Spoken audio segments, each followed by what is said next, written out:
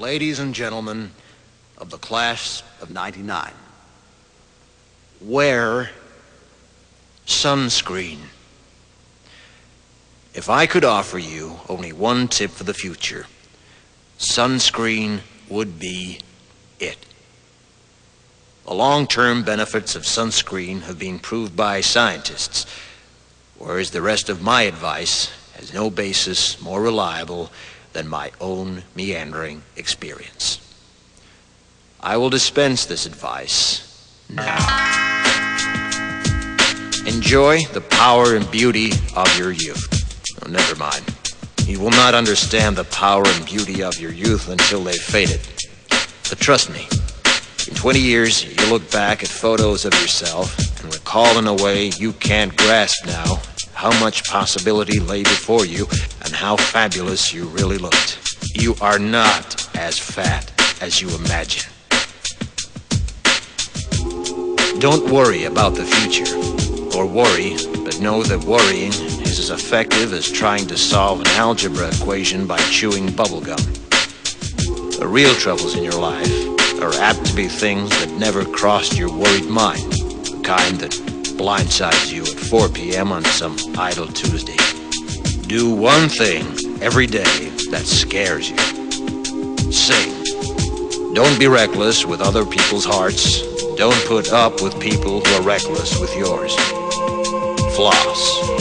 Don't waste your time on jealousy. Sometimes you're ahead, sometimes you're behind.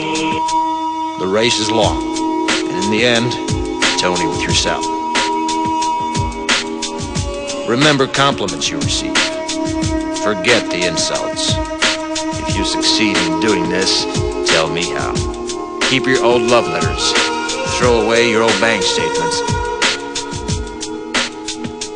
Stretch. Don't feel guilty if you don't know what you want to do with your life. The most interesting people I know didn't know at 22 what they wanted to do with their lives.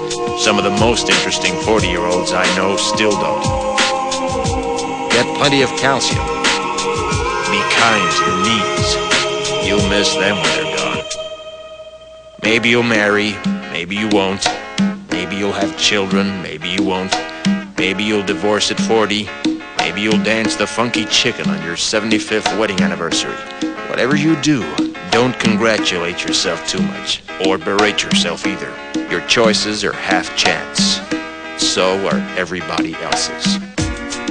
Enjoy your body. Use it every way you can. Don't be afraid of it or what other people think of it. It's the greatest instrument you'll ever own. Dance. Even if you have nowhere to do it but in your own living room. Read the directions, even if you don't follow them. Do not read beauty magazines. They will only make you feel ugly. Brother and sister, together we'll make it through. Someday our spirit will take you and guide you there. I know you've been hurting, but I've been waiting to be there for you. And I'll be there just helping you out whenever I can.